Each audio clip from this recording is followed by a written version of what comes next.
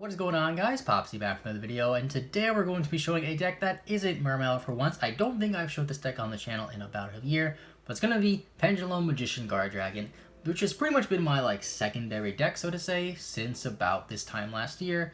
I picked this deck up in about June because Mermail, my main deck, wasn't really in a great spot around that time last year. That's when Colossus was running rampant, and the deck just really didn't do that much outside of just going second in OTK, which isn't my preferred playstyle for the deck. So I thought, you know what, let's pick up a different combo deck that plays a bit differently, and let's pick up Pendulum Magician Guarddragon, which at the time was a little bit of an underrated deck, to be honest. You could put up 6 negates really easy, or 6 negates, okay, maybe 4 to 5 negates through Nibiru, thanks to Servant.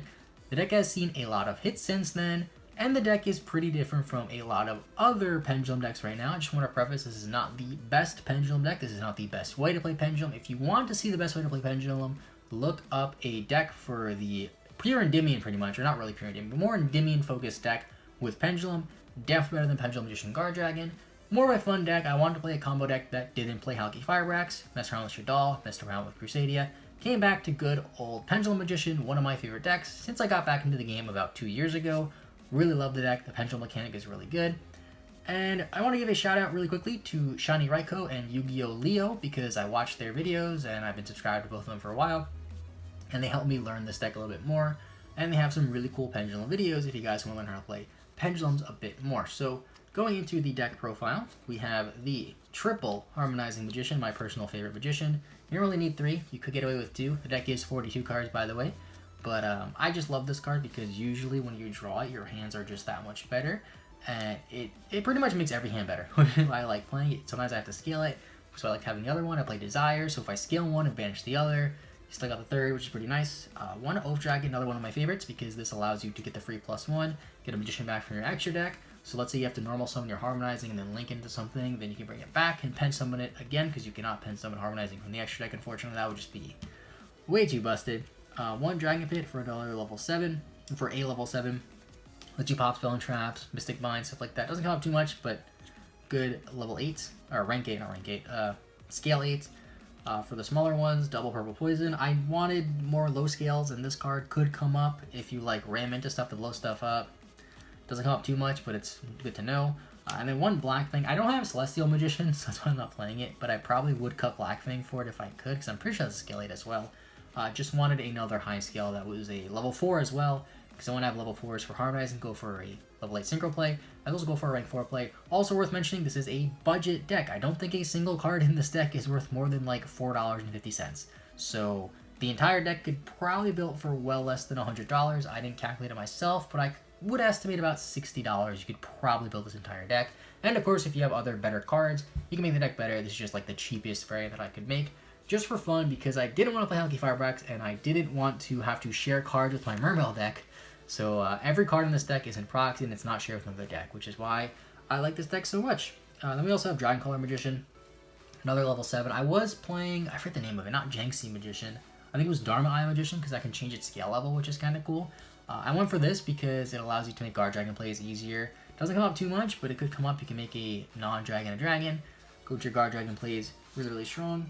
Then we have the triple chronograph, the one time gazer, one of the better Mermail, not Mermail, one of the better Pendulum extender cards in the deck. You just scale it, bring a time gazer. Unfortunately, with the ban of Electromite, you don't really get the pop effect to summon it really that often unless you're playing some other cards, but it doesn't come up as much. It's mainly just an extender, which is unfortunate. Maybe now with Electromite ban, they can bring back Astrograph. We'll see though. We'll see. Time gazer, it can be a break, but it's still a pretty good card. I like it.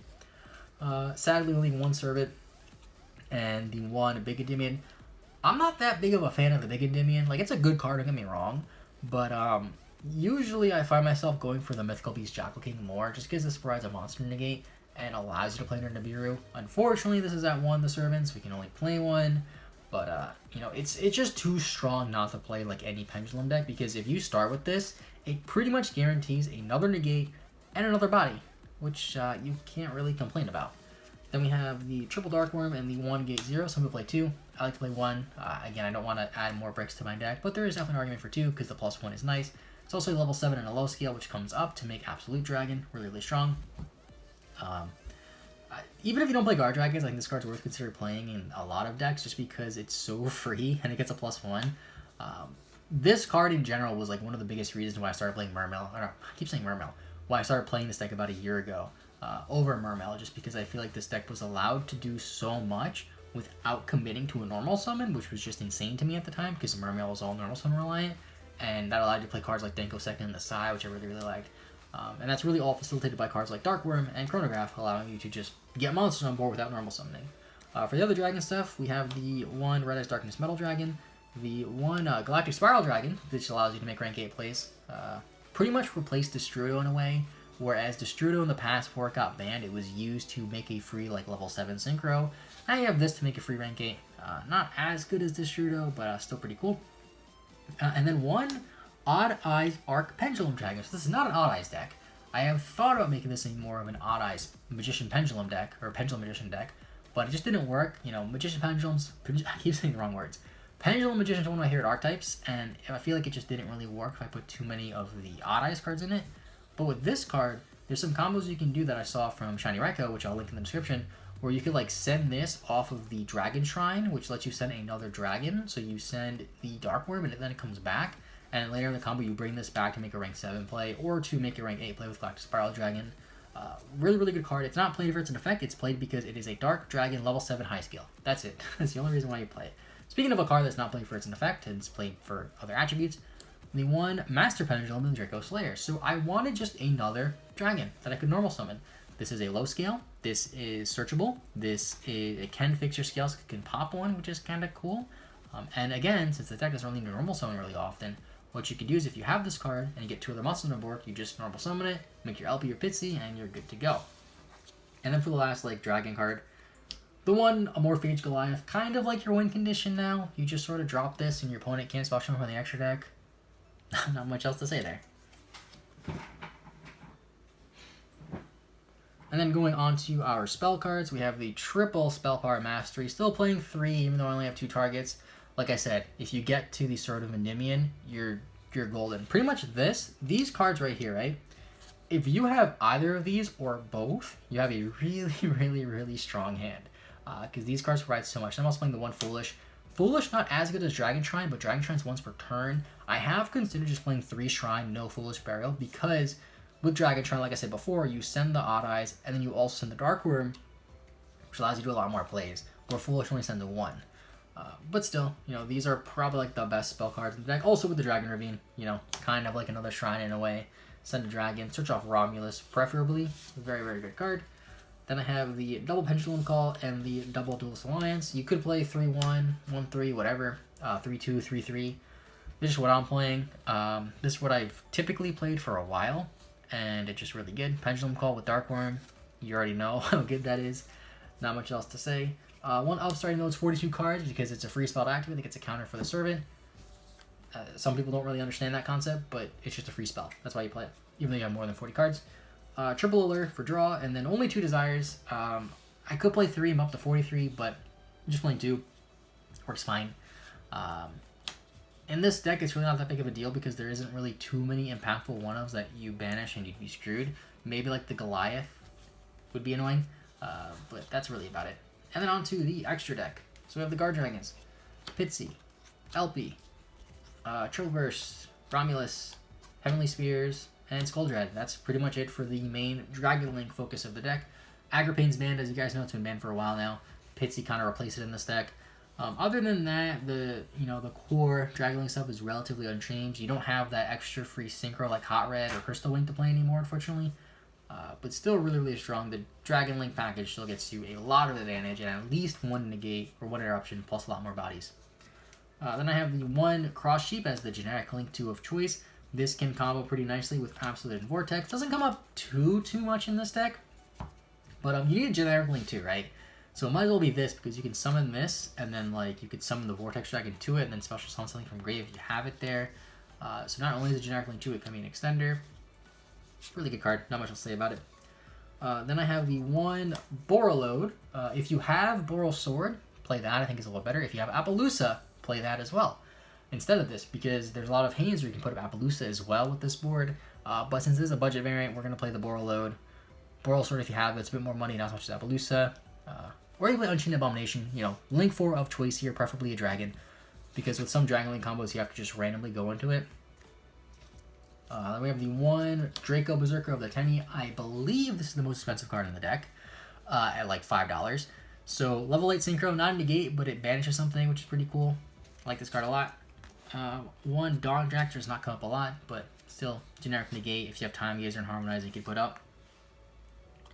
The rank 8 is Santaquan. I would play Hope Harbinger, but it's in my other deck. I don't like switching cards around, so I just have this as well. You could play this instead, but I think Hope Harbinger is better.